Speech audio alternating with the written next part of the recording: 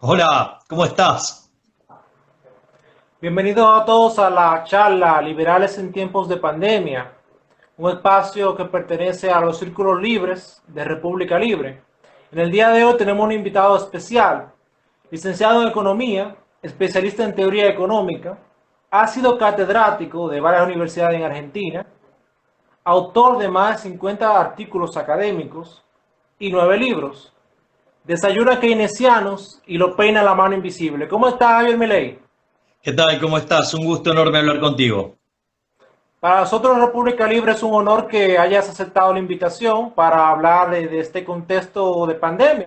Realmente es algo que no ocurre a todas las generaciones, realmente. Bueno, verdaderamente es algo inusual. En general, las grandes catástrofes económicas siempre se dieron por problemas de índole monetario, ¿no? Es decir, con fallos en el comportamiento del Banco Central. Sin duda, la crisis más importante fue la Gran Depresión y de hecho, por algo todavía se la sigue estudiando. Y la Gran Depresión en realidad fue un problema que golpeó sobre la demanda, donde frente a un aumento en el grado de aversión al riesgo de los agentes, se inició una corrida bancaria y la Reserva Federal, en ese momento comandada por George Harrison, el mismo nombre que quien fuera la primera guitarra de los Beatles, básicamente dejó, digamos, dejó caer al Banco de Estados Unidos, que la gente lo asociaba como si fuera un banco del país, y eso precipitó una corrida bancaria y la Reserva Federal, en lugar de dar asistencia financiera, contrajo la cantidad de dinero. O sea, por lo tanto, el resultado fue catastrófico.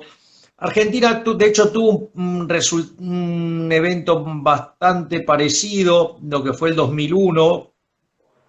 En realidad, Argentina tenía un tipo de cambio fijo, convertible, y, digamos, veníamos de varios shocks externos negativos, como ser la crisis asiática del 97, donde Argentina ahí pudo manejarlo muy bien, pero ya cuando llegó la crisis rusa del 98, eso a Argentina lo golpeó muy fuerte, porque mientras que la economía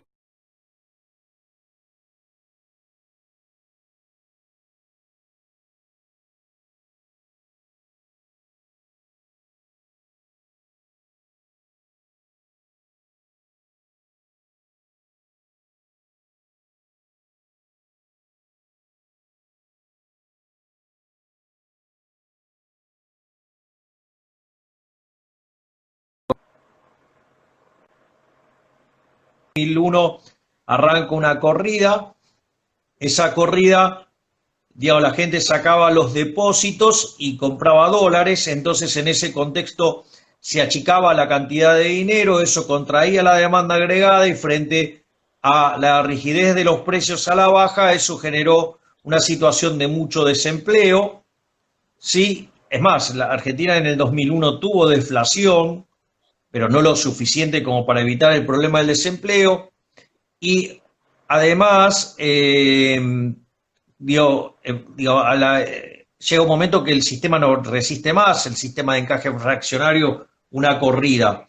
Entonces, terminó imponiéndose restricción al retiro de fondos y eso generó una descoordinación enorme entre ahorro e inversión Un que desastre. hizo colapsar a la economía. Pero si vos te fijas, estamos hablando, y si vos querés revisar cada una de las grandes crisis que ha habido, siempre fueron crisis de origen monetario. Es decir, Sí, el por ciclo de mala, la burbuja y el boom and bust. claro, es decir, por mala gestión de los bancos centrales.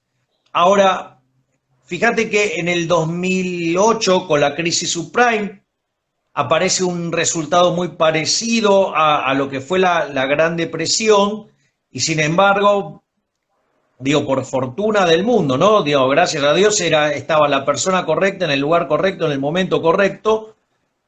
Al frente de la Reserva Federal estaba Benjamin Shalom Bernanke, digamos que es el tipo que más sabe sobre la Gran Depresión en el planeta Tierra. Y bueno, apalancándose sobre los resultados de Friedman y Schwartz en el famoso libro La historia monetaria de los Estados Unidos, en especial en el capítulo 7, que trata la gran contracción del 29 al 33 y que después se volvió en un libro, digo, porque lo extrajeron como libro. Y con los trabajos de Bernanke justamente lo que hace es aplicar el manual sugerido por Friedman y el mundo logra evitar una crisis de proporciones mayúsculas. Pensá que durante la Gran Depresión la velocidad cayó cerca de 25% y en el caso de la subprime cayó 75%. Es decir, que si la Reserva Federal no hubiera dado esa asistencia, el mundo hubiera tenido una crisis mucho peor que la Gran Depresión. Pero si vos te fijás, son crisis que tienen que ver con shocks sobre la demanda, que salen desde el sistema financiero. Esta crisis es muy distinta a esas crisis que estoy mencionando. Este es básicamente un shock externo, porque ya es un virus que agarra y toca ya la demanda y la oferta, un shock de oferta y demanda. Sí, yo te diría, yo la lectura que lo hago es un shock de oferta negativo, donde vos transitoriamente se te contrae la cantidad de trabajadores y eso conlleva una caída de la producción. Y después hay dos cuestiones que tienen que ver, una con el consumo, otra que tiene que ver con la inversión. Y eso, digamos, también hay que analizarlo en el marco de una economía cerrada y una economía abierta. En el marco de una economía cerrada, si vos tenés que la gente hubiera leído el shock como shock transitorio, el consumo hubiera estado guiado por el consumo por la renta permanente, eso hubiera hecho que caiga el ahorro y que no caiga la inversión, eso hubiera elevado la tasa de interés, hubiera hecho caer la demanda de dinero y los precios subieran. Eso en una economía cerrada. Pero también hay que tener en cuenta el caso donde cae, digamos, se genera pánico, por decirlo de alguna manera, y eso efectivamente fue lo que pasó, y ahí a vos se te derrumba la inversión. De hecho, te cae más que el ahorro y por ende la tasa de interés baja y aumenta la demanda de dinero y la economía entra en una deflación. Eso, digamos, que son los dos casos para una economía cerrada. Cuando vos tenés una economía abierta, tenés el arbitraje en materia de tasa de interés. Y ahí es donde viene lo importante para analizar en este caso, digamos, de lo que ha ocurrido. Porque pánico hubo, sí, efectivamente hubo pánico. ¿Por qué? Porque todos los commodities se destrozaron y tiene un patrón de cómo cayeron. Los que más cayeron fueron los vinculados al sector energético, que es casi te diría el insumo principal de los procesos productivos. Tenés después en orden de caída le cayeron los que son insumos materiales, metales, por ejemplo, y por último alimentos. Eso te da una muestra de que el shock, digamos, generó pánico, y además tenés otros elementos que te muestran que hubo pánico y que se manifiesta con un flight to quality, flight to safety, flight to heaven, llamalo como quieras, que es desarmar las posiciones de activos riesgosos para ir a activos seguros. Entonces vos tenés que aumentó la demanda de dinero en Estados Unidos, o sea, la gente quería tener dólares, o sea, con lo cual había una presión deflacionaria. Eso también pasó en Europa, también pasó en Japón, también pasó en Inglaterra. Y al mismo tiempo las personas empezaron a demandar títulos públicos. Fíjate que en Estados Unidos subieron tanto de precio los títulos públicos que la tasa de retorno se hizo cero. Lo mismo pasó en Europa, por ejemplo en Alemania, lo mismo en Japón. Entonces, cuando vos mirás esa situación, hubo una situación de pánico, pero ¿qué es lo que tenés? Es que la tasa de interés de arbitraje para los países desarrollados hizo cero. Ahora, pero eso no es lo que pasó con los otros activos, porque, por ejemplo, fíjate, las acciones, aún las de los países desarrollados, se destruyeron. Los títulos de deuda corporativa de los países desarrollados también se destruyeron, con lo cual se incrementó el spread entre la TIR de un bono corporativo y uno del sector público. Es decir, vos ahí tenés que te muestra el grado de aversión al riesgo. Además, también vos tenés otro problema, y es que en ese vuelo a la calidad también cayó el precio de los bonos de los países emergentes, aumentando el riesgo país. Entonces, vos ahí lo que tenés es que para una misma caracterización del shock, a los países desarrollados la tasa de interés internacional le quedó debajo del equilibrio interno y a los países, digamos, emergentes le quedó la tasa por encima del equilibrio interno. ¿Eso qué significó? Que hubo flujo de capitales hacia los países desarrollados, donde, por ejemplo, en Estados Unidos se bajó impuestos a las inversiones, a las empresas, en especial a las medianas y pequeñas empresas. Por otro lado, tenés el seguro de desempleo, que permite que aun cuando la gente se quede desempleada, pueda seguir sosteniendo su nivel de vida. Y también, digamos, la decisión del presidente Trump de inyectar $1.200 a cada una de las personas que perdían su empleo. Eso les permitió sostener el consumo, por lo tanto se cayó fuertemente el ahorro y, digamos, la inversión se logró mitigar su caída. Esa tasa emergente en el equilibrio interno estaba por encima de la internacional y en ese contexto, digamos, Estados Unidos financió esto con endeudamiento externo, o sea, con déficit de cuenta corriente. En un contexto donde además el dólar se apreció. Ahora, la situación en los países emergentes es distinto porque la tasa de interés de equilibrio de los mercados financieros está por encima del equilibrio interno. Eso es lo que genera expresión sobre el tipo de cambio. Entonces, digamos, la respuesta de los distintos países es... El tipo de cambio de las principales monedas de los países emergentes y también el oro y la plata se dispararon en varios dígitos. Exacto. Digamos, ahora, pero por ejemplo, vos, países emergentes que tienen tipo de cambio flexible, Chile y Brasil. Chile tiene históricamente tipo de cambio flexible y es puro, de hecho no necesita tener reservas, por eso tenía una línea contingente con el Fondo Monetario Internacional, la cual, digamos, la ejecutó.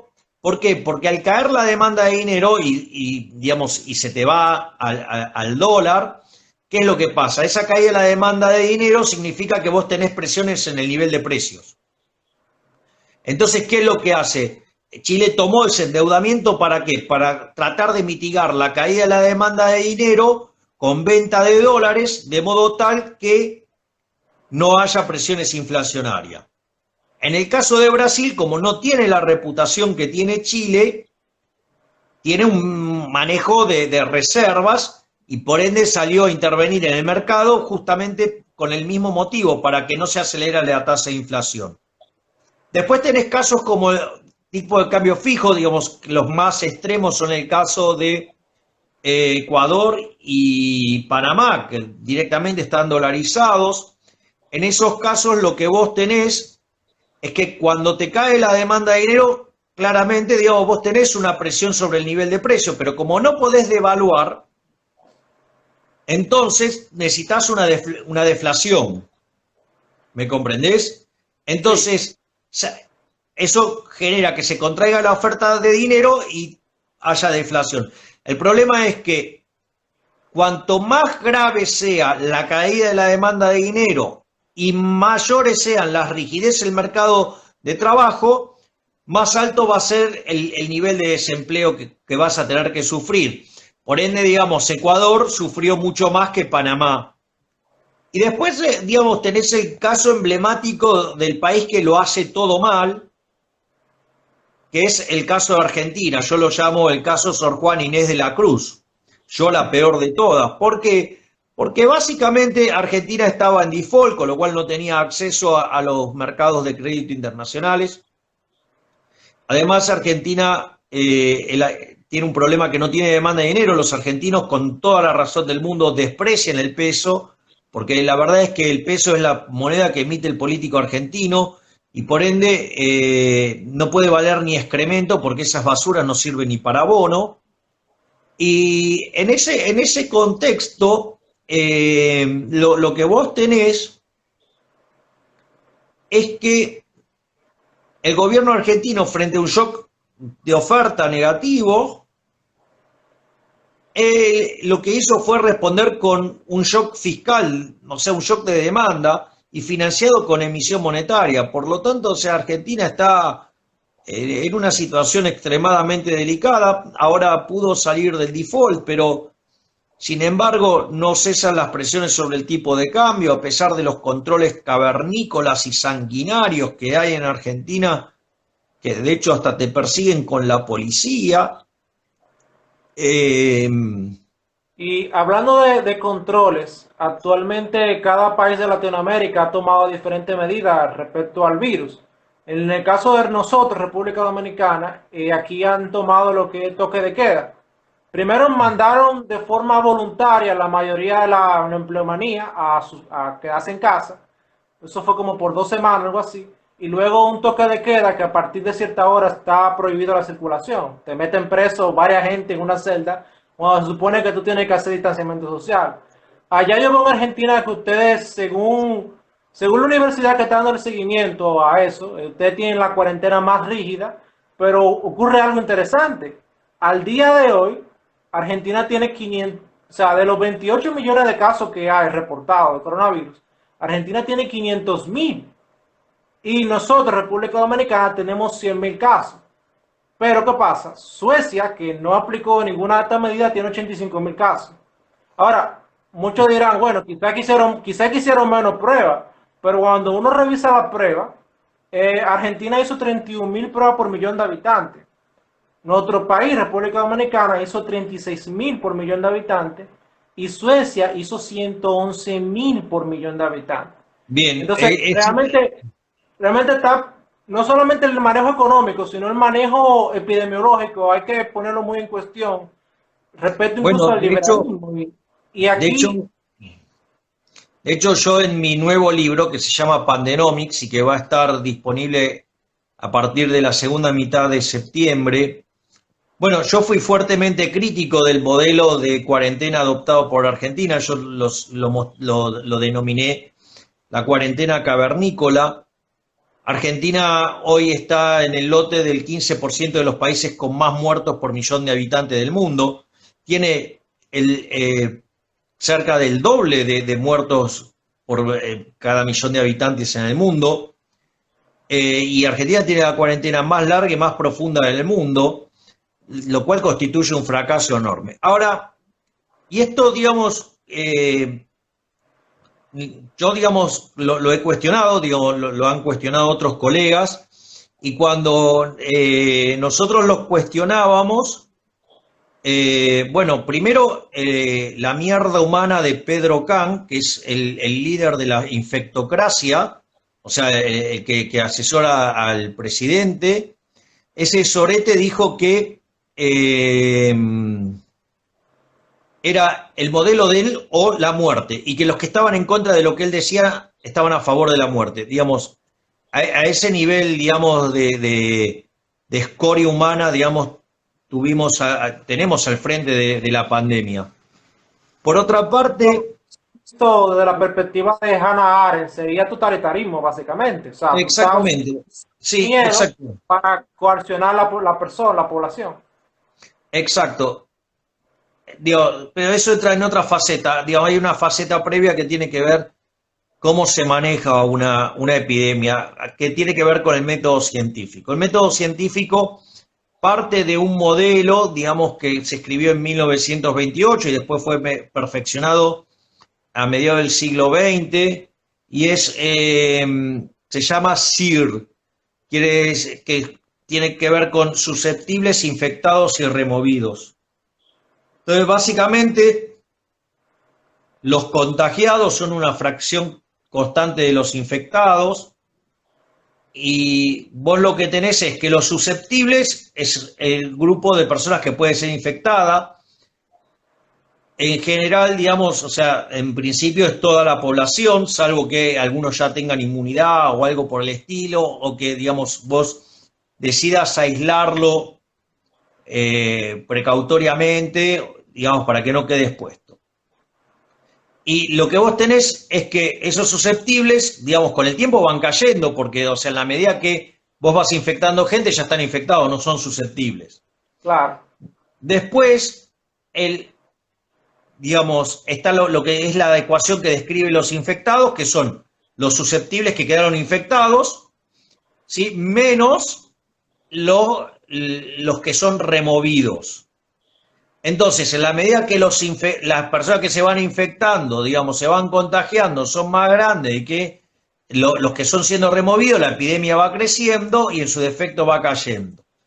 Entonces, y después obviamente que la cantidad de removidos va creciendo con el tiempo, digamos, ya sea o porque las personas se mueren o porque, digamos, generaron inmunidad, digamos, o por lo que fuera, o porque vos los apartaste del sistema poniéndolos en cuarentena.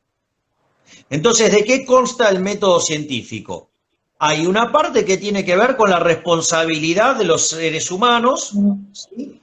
Que tiene que ver con el distanciamiento social, el uso de barbijo, el tema de la higiene, de lavarse las manos, el uso del alcohol en gel, eso por un lado. Pero esa es la parte que depende del individuo.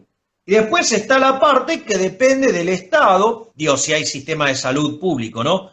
Si fuera un sistema privado, o sea, funciona de otra manera, pero como, digo, yo no me voy a poner a hablar sobre lo que no existe, voy a hablar sobre lo que sí existe. Claro. Porque, digo, tampoco puedes hacer hacer una crítica sobre un sistema que no es el que tenés. Entonces, en ese contexto, vos lo que tenías que hacer es, primero, separar los grupos de riesgo, porque de hecho ya lo sabías, o sea, la enfermedad, digamos, estaba tomando curso hacía 4 meses, para cuando llegó el primer caso en Argentina. Y el tema es que es muy importante, y vos lo señalaste recién, lo que tiene que ver con los testeos masivos. ¿Por qué es importante? Porque cuando vos testeás masivamente y vas a buscar a la gente, ¿qué es lo que pasa? Lo sacás del sistema y quedan menos días contagiando. Cuanto menos días se esté contagiando, digamos la infección, digamos, o sea, va a ser cada vez menor. Entonces, en ese contexto, cuanto vos más rápido los removés del sistema, los contagios caen. Entonces, caen porque hay menos susceptibles, caen porque hay mejores conductas sociales y caen porque, digamos, vos los removés. Entonces, ahí lo que vos necesitas son estrategias de testeo masivos y de aislar a los que están en problemas. Entonces, por eso vos tenés zonas, digamos, de riesgo, ¿sí? Que es donde vos tenés que ir a testear más, y de aislamiento y de ir cerrando las cosas. Pero eso se hace con mucho testeo. Y, por ejemplo, Argentina está entre los peores países del mundo en testeo. Entonces, la pregunta es, ¿por qué hicieron eso? O sea, la pregunta es, ¿por qué hicieron eso? Y para mí, tiene que ver con la mierda que es la corporación política en Argentina. A ver, el presidente Alberto Fernández decidió unilateralmente dejar a las empresas sin ingresos y dijo que no iba a bajar el gasto público, que no iban a tocar sus privilegios de casta y nos obligó a seguir manteniendo a toda la mierda del sector público. Y hay un detalle que es bueno señalar, y es que el Uruguay sí bajó el gasto público con un recorte del 30% de los salarios de los empleados públicos. Utilizó esos recursos para tratar de lidiar con la pandemia. Y hasta ahora el país de Latinoamérica que tiene mejores resultados. Exactamente, eso es a lo que quiero ir. Entonces, no tocaron ninguno de sus privilegios, obligaron a todas las personas a seguir pagando impuestos, ¿sí?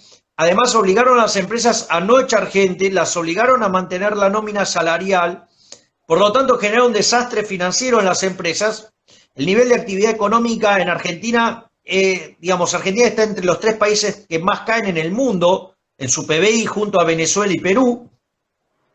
Y además, o sea, la velocidad de caída en el segundo semestre anualizada es cerca del 50%. Entonces, bueno, el punto es, se generó un desastre, eso conllevó también a una caída de la recaudación fiscal. Entonces, Para que lo entiendan mejor lo que nos vende de República Dominicana aquí, la caída de la economía argentina en el trimestre o anualizado, ¿de qué porcentaje es fue? en el primer semestre anualizada, porque te cayó 5% en el primero y 20% en el segundo, y si vos anualizás estás en torno al 50% de caída anualizada. Okay. Aquí Entonces, en República Dominicana el índice de actividad económica cayó de enero a julio, o sea, el primer semestre cayó un 8.5%. bueno, en Argentina cayó en ese tramo 25%, redondeándolo. Sí, poniéndolo en contexto, no estamos tan mal y nosotros consideramos que estamos muy mal realmente. Bueno, Más que el entonces, sector turístico, que es bien fuerte en nuestra economía, está en un 12%, un 2 o un 13%. entonces, ¿qué es lo que pasó? Frente a la menor cantidad de recursos fiscales, el gobierno priorizó los gastos de la casta, los gastos para hacer populismo, ¿sí? Trabajó en mejorar la infraestructura, pero eso significa que durante tantos años entonces con el Estado presente nos engañaron y nos estafaron, porque si tenían que hacer tantas inversiones quiere decir que entonces ¿en qué gastaban en los años anteriores? Y bueno, y lo que quedaba con testeo. ¿Por qué? Porque los testeos son caros, cuestan mucha plata y las chances de poder robar en eso son muy bajas, porque imagínate que digo, esos son precios internacionales, se pueden comparar y si llegan a robar con eso se iba a notar. Entonces, bueno, eso explica que en Argentina se haya testeado poco. ¿Por qué? Porque tenemos políticos chorros, tenemos políticos ladrones. Entonces, y eso explica el gran desastre argentino. O sea, de hecho, cuando yo dije que esto podía terminar en una catástrofe sanitaria, bueno, es lo que está pasando. Argentina tiene una catástrofe económica porque está entre los 3 países que más caen en el mundo, está tercera en el podio de inflación mundial, está segunda en el índice de miseria, ¿sí? Y con la cuarentena más larga y más profunda del mundo está teniendo un desastre sanitario, que está entre los 10 peores países del mundo. Bueno, listo, o sea, ahora, ¿cuál era la respuesta? Era perseguir y censurar a los que estábamos mostrando que esto iba mal. Recibíamos todo tipo de ataques, porque por ejemplo, me decían, ¿y vos qué carajo vas a opinar, pelotudo, si sos economista? Bueno, le digo, mirá, yo no estoy opinando sobre temas de la salud, yo no estoy opinando sobre la salud, estoy opinando sobre números. Es decir, y miro los modelos que fueron exitosos, Singapur, Hong Kong, Taiwán, Corea del Sur, ¿sí? Luxemburgo, Suiza, Australia, Nueva Zelanda, y los modelos que fracasaron. Y la verdad es que estábamos yendo por muy mal camino, no estábamos haciendo nada de los que hacían los que habían sido exitosos. De hecho, es más, o sea, yo me acuerdo en una observación que hicimos en un momento, le digo, vos veías, por ejemplo, el subte en Corea, no sé, en Japón, ponele, o en Corea del Sur, todo el mundo con barbijo. Veías el subte en Nueva York, nadie con barbijo. Bueno, tuviste una explosión, digamos, ¿entendés? Si acá en Argentina se discutía si no, si había que usar el barbijo, si estaba bien, si estaba mal. Entonces, digo, eso por un lado, y además, o sea, hoy, digamos, encima nos encontramos con que las mierdas humanas de los infectólogos le echan la culpa a la gente. Cuando dice, no, hay que ir, es porque te dicen la cuarentena, la peor cuarentena es la que no se hace. No, tarado, digamos, en realidad la cuarentena que ustedes impusieron es una estupidez, porque en realidad el punto es que ellos dicen es, bueno, acá nos hizo cuarentena estricta. Es decir, a ver, ¿qué querían? Cuarentena, la gente en cuarentena, digamos, 6 meses. O sea, digo, no resiste el más mínimo análisis, quiebran a la economía. Estos estúpidos proponen, digamos, que estemos encerrados, pero literalmente hasta que aparezca la vacuna, lo cual es propio de un imbécil. Solo un retrasado puede pensar así. Bueno, eso son la calidad de infectólogos que asesoran al gobierno argentino. Sí. En el caso, hay algo muy señalado, que es la comparación con Suecia. En el caso de Suecia, ellos no hicieron cuarentena y sí la economía se ha afectado porque la gente fue que se impuso su propia cuarentena, cada quien se cuidó. Ahora, Claro. cuando uno compara resultados con República Dominicana o con Argentina, que impusieron cuarentena, nosotros no solamente la economía se resintió porque pusimos cuarentena, sino que los resultados que tenemos presentes son mucho peores que los de ellos. Entonces uno se pregunta, o sea, ¿cuál fue el sentido de todo esto? Bueno, ahí hay algunas aristas interesantes, porque también la cuarentena posibilitó que gobiernos con vocación autoritaria avanzaran sobre las libertades individuales. El caso de Argentina es emblemático, o sea, la cuarentena impulsada por el gobierno de Alberto Fernández, acorde al artículo 7, inciso K del Estatuto de Roma de 1998, constituye un delito de lesa humanidad. Un delito de lesa humanidad es un delito que va ya sea contra la vida o contra la libertad. Y si vos te fijás, cuando hay una supresión sistemática del derecho de propiedad a punto tal que te deja sin sustento económico, el problema en ello radica en que si vos seguís peleando contra el Estado, te vas a morir de hambre, lo cual no solo que te están asesinando, sino que además en la transición te torturaron haciéndote padecer hambre. Y por otra parte, si vos te convertís en un esclavo porque aceptaste las condiciones del Estado, eso también constituye un delito de lesa humanidad. Por lo tanto, digamos, Argentina lo que terminó haciendo es acelerar su camino a parecerse a Venezuela. Sí, yo estaba viendo que usted, bueno, el gobierno argentino básicamente puso como servicio público las telecomunicaciones. O sea, una cosa realmente de loco. Y aquí uno lo ve con preocupación porque uno escucha gente que se hace eco de eso, y dice, pero ¿cómo rayos? O sea, miren lo que pasó en Venezuela, justamente se tomó una medida así. Y Sí, una cosa que nos llevó justamente a esta discusión, estas charlas en República Libre, era todos estos mensajes y todas las afirmaciones de los zurdos, los keynesianos. Bueno, recientemente el ex ministro de Economía de ustedes, Kishilov, dijo como que por este virus tan pequeño el capitalismo está casi muriéndose, una cosa. Y otras personas dijeron como que no, ya está el fin del capitalismo por el virus. Entonces nosotros de República le dijimos, óyeme, no creo que eso sea así. Entonces, ¿cuál es la respuesta entre el liberalismo? Y por eso fue que iniciamos este espacio para hablar con todos los liberales, a ver cuáles son las respuestas, que se escuchen las respuestas. Porque efectivamente Hayek específicamente habla de que sí hay una forma de lidiar con eventos así de emergencia y respetando los principios liberales. O sea, que desde el liberalismo sí se contempla eso, incluso, y Milton Friedman también contempla que hay métodos de enfrentar catástrofe y pandemia y epidemia.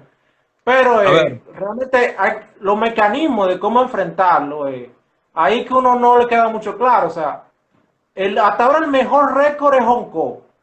Luego le sigue, bueno, Hong Kong por el asunto político con China se ha afectado algo, pero en términos de la pandemia le ha ido realmente excelente. Luego tenemos Surcorea, que económicamente solamente va a retroceder un 3%, es muy significativo cuando la mayoría de la economía va a retroceder un 5%. Y tiene muchísimo menos casos que tanto República Dominicana como Argentina, Corea del Sur. Y es un país que tiene mayor población que ambos. Ahora, una cosa por lo menos de República Libre o desde el liberalismo nos genera inquietud son las respuestas económicas en una perspectiva liberal, porque vemos muchos países y todo lo que iniciaron felices, ven que ahora el gasto público es...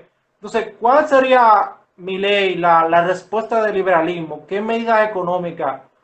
Por lo menos, sin entrar mucho en los detalles, porque cada país es un mundo, por lo menos en República Dominicana nosotros tenemos que mejorar el turismo para recuperarnos, pero más o menos un gobierno de ideas liberales, que se circunscriba al liberalismo, ¿cómo podría responder? A ver, primero voy a arrancar con lo que iniciaste, con la reflexión de Kichilov. Hay un dicho que dice, de un burro no podés esperar más que una patada. Es decir, no podés esperar nada de un idiota, un imbécil como Kichilov. O sea, Kichilov es una persona tan estúpida que dijo que la Unión Soviética se cayó porque no tenían el Excel. Digamos, básicamente, es decir, él estima que, digamos, entonces que Rusia se cayó porque no podía hacer la inversión de las matrices insumos-producto, por decirlo de alguna manera.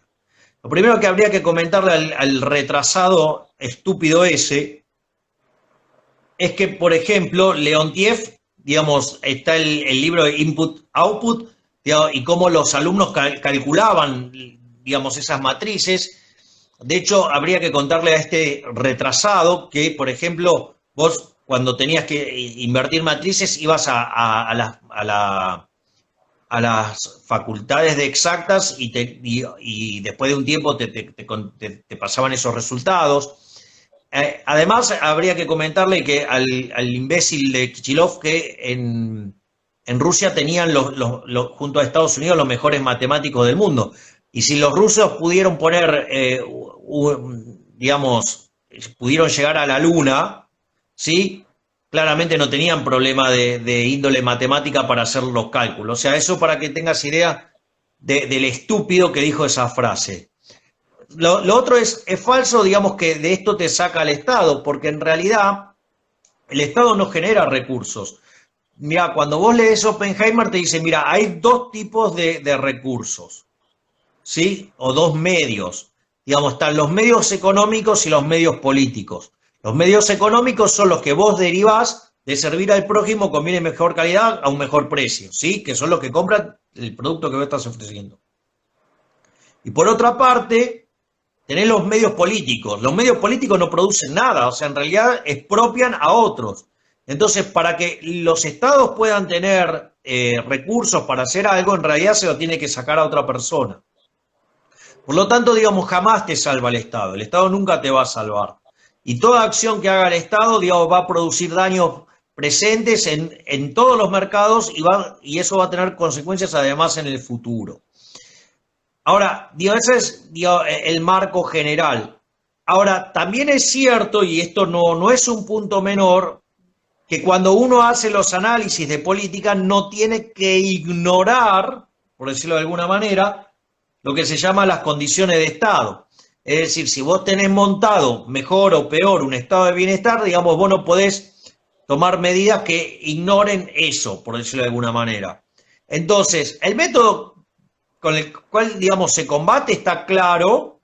O sea, si vos tenés estado de bienestar, lo que tendría que haber habido es muchos testeos y tratar de, básicamente, aislar las poblaciones de riesgo y que todos los demás que podían trabajar salieran a trabajar, porque además la letalidad del virus es más fuerte sobre los segmentos de adultos mayores, que casualmente son los que no trabajan porque están jubilados. Entonces, la verdad es que el método utilizado, digamos, una locura, porque además encerraron a los que estaban sanos, cuando en realidad la cuarentena es encerrar a los que están enfermos.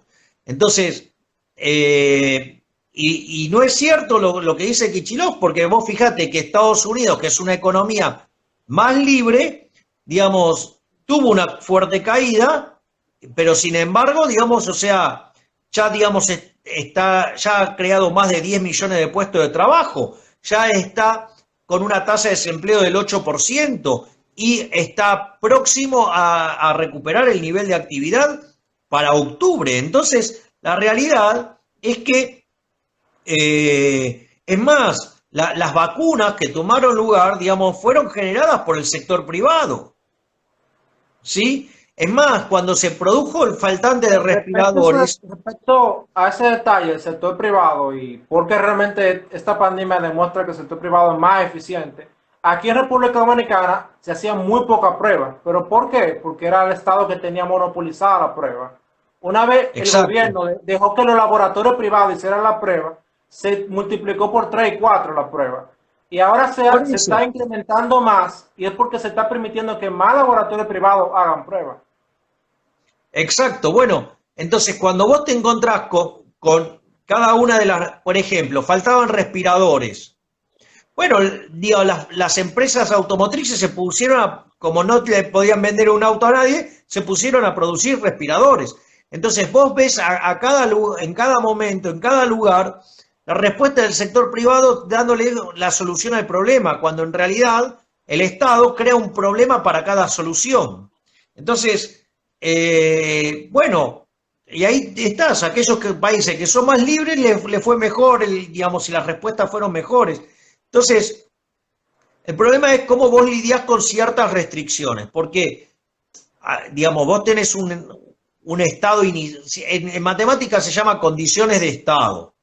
Entonces, digo, vos no podés hacer diseños de política económica sin, digamos, contemplar las condiciones de estado. Ejemplo, acá hay una persona, por ejemplo, una intelectual de izquierda que es una enamorada del modelo de Francia y de la intervención y todas esas cosas.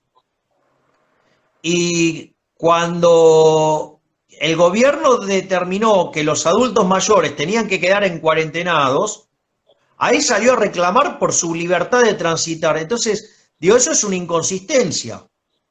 ¿Por qué es una inconsistencia? Porque si vos tenés estado de bienestar y te provee la salud, vos lo que tenés que hacer es evitar que te colapse el sistema. Entonces, aquellos que tienen una mayor probabilidad de infectarse, entonces se tiene que quedar adentro. Y la señora, digamos, que quería liderar la rebelión de las canas, lo cual era una estupidez. Porque justamente, o sea, tenía más chance de infectarse y de terminar siendo un problema para el sistema. Esto es lo mismo que, por ejemplo, la droga.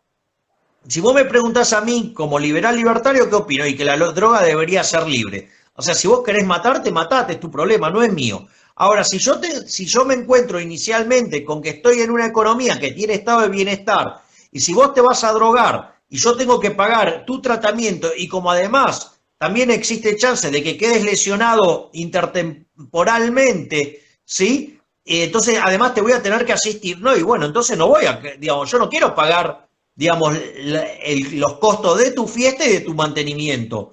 Entonces ahí, digamos, o sea, no, te lo prohíbo. ¿Por qué? Y porque hay estado de bienestar. Entonces vos no, eso es muy importante para tener en cuenta las respuestas de los liberales para que no sean estupideces.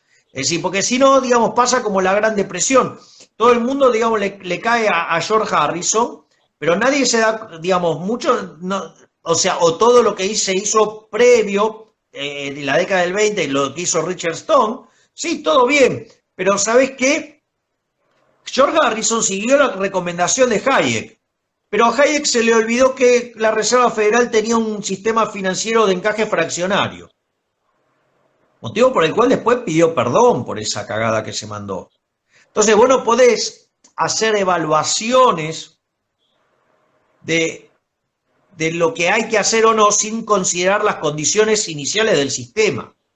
Entonces, de vuelta, el caso de la droga es el mejor de todo. Digo, si es por mí, matate, digo, drogate todo lo que quieras, destrozá tu vida, es tu problema. Ahora bien, si vos querés hacer todo eso, pero querés que la cuenta la pague yo, no. ¿Me entendés? Y si me la van a hacer pagar por la fuerza, entonces yo voy a exigir que te apliquen la fuerza para que vos no tengas que, digamos, para que vos no puedas hacer eso. ¿Me comprendés? Pero es un problema, digo, ¿Me comprendés lo que te digo? Que cuando vos incorporás la restricción, el resultado puede ser totalmente distinto. Entonces, ahora, si vos tenés estado de bienestar, como clama esta socialista argentina, ¿sí? Bueno, digo, ok, vos reclamás estado de bienestar. Bueno, ahora cuando el estado de bienestar te va a encerrar, no podés decirte eso es una contradicción. ¿Me comprendés? Eso es una Sí. contradicción. Pero bueno, ¿qué pretendés? Digamos, inteligencia y coherencia y consistencia en un socialista. Si lo tuvieran, no serían socialistas, serían liberales. Exactamente. Ahora, hay una cosa que siempre me llama la atención y es que, por ejemplo, ¿cuál va a ser el resultado final en cada país? O sea, por lo menos en República Dominicana, nosotros, bien o mal, nos agarró la pandemia en tiempo de campaña. El partido que tenía 16 años en el poder perdió las elecciones. Era un partido socialdemócrata que le gustaba juntarse con Chávez y esa gente, pero tenía más o menos moderación en lo económico. Pero como quiera eran muy intervencionistas cuando querían ser intervencionistas. Ahora ellos salieron de poder luego de 16 años y ahora lo reemplaza otro partido político y este está viendo cómo resuelve, porque las condiciones que encuentra la economía son realmente preocupantes. O sea, estamos en el puesto de competitividad del Banco Mundial en el puesto 115 y en el puesto de libertad económica estamos en la última fila de los que casi ya están dejando de ser economía moderadamente libre. Y en el aspecto de deuda externa y la deuda pública consolidada nos deja un casi 50% pre-pandemia. Entonces, en este contexto, con tanta deuda en los diferentes países, me gustaría saber realmente cuál es su perspectiva, si al final, luego de la pandemia, el liberalismo va a resurgir o tenemos que realmente tratar de acelerar porque se ha corrido algo el eje de debate. Yo creo que en Europa, bueno, de hecho, a la luz de la experiencia de Irlanda, todos comenzaron con una baja masiva de impuestos. Pensá que cuando Estados Unidos arrancó con esto, Irlanda después lo copió. Y lo primero que hicieron fue fue denunciar a Irlanda por competencia fiscal desleal. Sin embargo, digo, hay un libro muy bueno de mi amigo Martín Lidwak, que se llama Paraísos Fiscales, Infiernos Tributarios. Y ahí, digamos, él explica cómo, por ejemplo, la OCDE denuncia a todos los que quieren bajar los impuestos. ¿Por qué? Y porque le complica, digamos, sostener su nivel ineficiente de gasto público. Entonces, a pesar de esas denuncias, Irlanda continuó adelante y el resto de los países se dieron cuenta que la solución pasaba por ahí. Es decir, que si bien habían arrancado con una vocación de hacer un Estado más presente, tuvieron que empezar a recular. ¿Y qué es lo interesante de esto? Que cuando ustedes se fijan, es muy importante que vean que todos los países de Europa empezaron a bajar los impuestos digamos, y el último que lo hizo ahora es Francia, y solamente hay un país que no ha bajado impuestos, España. O sea, la sucursal europea del chavismo, de Venezuela. O sea, la hermanita de Argenzuela. ¿Sí? Digo, porque acá en España es lo que Argentina, en tiene los lugar de peores pensar, resultados ahora. ¿cómo? España es de lo que tiene los peores resultados, tanto en términos sanitarios como en términos económicos. Bueno, digo, está gobernado por socialistas, que además son unos hipócritas porque ya habían tenido casos en febrero, ya sabían que tenían el problema, habían visto lo que había pasado en Italia, sin embargo, no decretaron la cuarentena hasta después del 8 de marzo. ¿Por qué? Porque querían hacer digamos, todo el festejo de la comunidad LGBT o Y la LGTB. marcha feminista y todo eso, y Exactamente. de pelote tremendo. que, Ahora, digamos, nosotros compartimos con España respecto a un porcentaje de la economía significativo en turismo, pero aún no lo compara con España, el resultado de ellos es mucho peor que el nuestro, que es un 8,5 negativo. El de ellos creo que va por un 15 o un 20, algo así. no sé, digamos, no estoy siguiendo los números de España. Sé que son un desastre, pero no hay nada que me sorprenda, digo, porque está dentro de la lógica de lo que uno esperaría. Pero entonces, a lo que voy es, la realidad es que la solución siempre es la misma, es abrazar las ideas de la libertad. Es ir mirá, yo creo que si los políticos quisieran hacerle el bien a la población, básicamente tendrían que agarrar los índices de libertad económica, ver de qué se componen y decir, bueno, ¿cómo hacemos para mejorar el índice? Entonces, agarrarse y empezar a tomar medidas que mejoren tu índice de libertad económica. Cuando vos hagas eso, digo, te vas a convertir en un país desarrollado. Eso es lo que hizo Irlanda. En 35 años se convirtió en un país rico. Hoy tiene de ser el país más miserable de Europa, hoy tiene un PIB per cápita 10% mayor que el de Estados Unidos. Ese es el modelo. Interesante, porque hace unos días estaba revisando cómo estaba República Dominicana en respecto al índice de Heritage, de libertad económica, y vi que países que eran hasta el 89 comunistas tienen más libertad económica que nosotros, amigo. Obvio. Una cosa sorprendente. Me gustaría saber, Milei, su opinión de cómo se va desarrollando la economía de Estados Unidos. O sea, ¿usted entiende que ellos van a lograr pleno empleo para el primer semestre del 2021 o quizá... No, la economía americana vuelve a su situación inicial, digamos, pre-pandemia, en octubre. Eso es lo que están mostrando los distintos informes. Digo, la economía americana está recuperándose a una velocidad enorme y creando una cantidad impresionante de puestos de trabajo. Ya, de hecho, digo, la tasa de desempleo ya está en el 8%, ha creado más de 10 millones de puestos de trabajo, la economía está recuperando fuertemente su nivel de actividad, por lo tanto, o sea, Estados Unidos va, digamos, o sea, cuando vos mirás trimestre por trimestre desestacionalizado, digo, Estados Unidos está, digamos, apuntando a terminar el año, digamos, al menos en los mismos niveles que había arrancado. Obviamente que como vos tuviste trimestres con caídas, esas, digamos, comparadas contra el año anterior, eso te va a dar la caída del año. Pero Estados Unidos es probable que termine el año en el mismo nivel donde estaba al inicio. Al menos eso están Incluso, mostrando los incluso el números. mismo nivel de desempleo. ¿Cómo?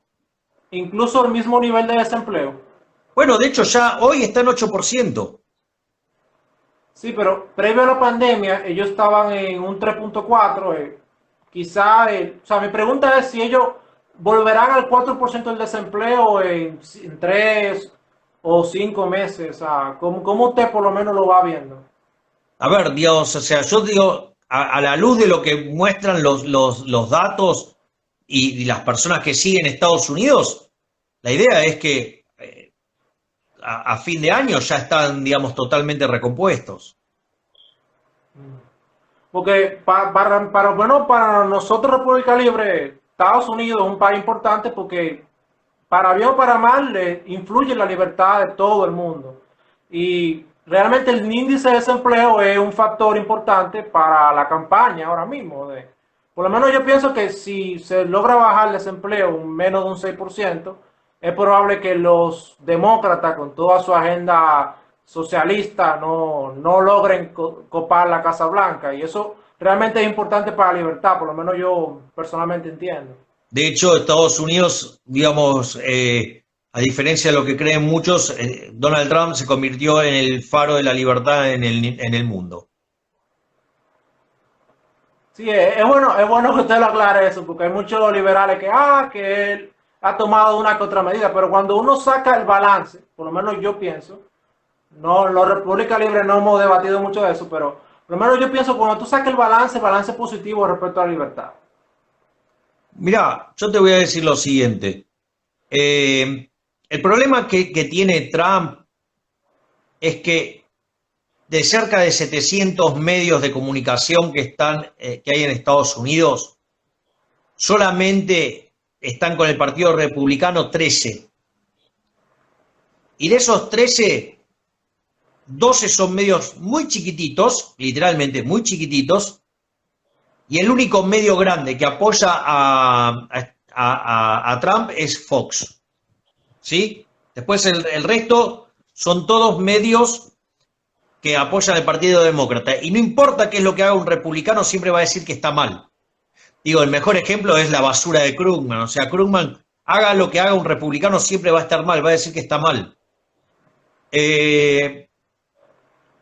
Pero bueno, uno después se entera, ¿no? Digamos, en el libro ese que escribió nuevo, el de los zombies, él, por ejemplo, agarra y se involucra muy fuertemente con la agenda del cambio climático y todas esas cosas. Entonces digo, no dice, ¿por qué, digamos, Krugman se involucra tanto en este tema?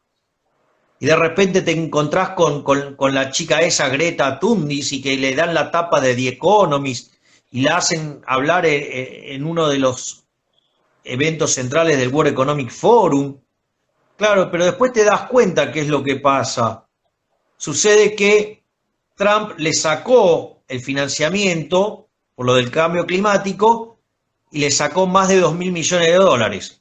Entonces ahí entendés por qué Krugman puteaba tanto, cómo puede ser que aparezca esa nenita que no sabe un carajo de nada, repitiendo boludeces sin tener la menor idea. Bueno, ok, ese es el punto. Entonces, si vos, digamos, te dejás llevar por lo que dice CNN o por lo que dice cualquiera de los medios que son partidarios del Partido Demócrata, y bueno, sí, claro, Trump es el peor monstruo del planeta y hace todas cosas incorrectas, y la realidad no es así. O sea, porque cuando vos mirás las cosas que ha hecho en materia de comercio, digamos, vos aplicarías medidas comerciales que implican un desvío comercial que perjudica a tu población. Digo, porque lo que hizo Trump fue remover esas cosas, y sin embargo los demócratas lo acusan de proteccionista, y no es de proteccionista. Trabajó por el interés de los estadounidenses. Bueno, todas esas discusiones son todas así, es lo mismo que la discusión con China. Es decir, mientras que Obama no arreglaba nada y a Estados Unidos, digamos, la primer potencia mundial, digamos, era violada por China prácticamente, bueno, lo que hizo Trump fue poner de pie de vuelta a Estados Unidos. Es decir, yo como he estado, digamos, en esas reuniones del G20, del B20, del World Economic Forum, yo he participado en todos esos eventos, digo, conozco toda esa discusión del desequilibrio global y todas esas cosas. Lo que vos te das cuenta es que Trump está tomando las medidas para, digamos, en favor de los americanos. Y no es cierto que está haciendo proteccionismo. Es decir, ¿me entendés? Por ejemplo, ¿por qué los países desarrollados tienen políticas monetarias de tipo de cambio flexible? ¿Para qué? Porque como son países grandes, no les trasladan sus problemas al mundo. Ahora, si vos tenés tipo de cambio flexible, es efectiva tu política monetaria, pero no tu política fiscal. Si China del otro lado le fijaba el tipo de cambio, dejaba sin política monetaria a Estados Unidos, ¿vos te parece que está bien que China te deje sin política monetaria? Bueno, entonces le dijo Trump, o arreglás la cuestión cambiaria y flexibilizás, o te pongo aranceles. Bueno, ¿qué hizo China? No quiso ceder su política enfermiza. Bueno, le contestó con aranceles. Eso no es ser proteccionista, eso es ser realista, eso es tener idea de cómo funciona la política económica.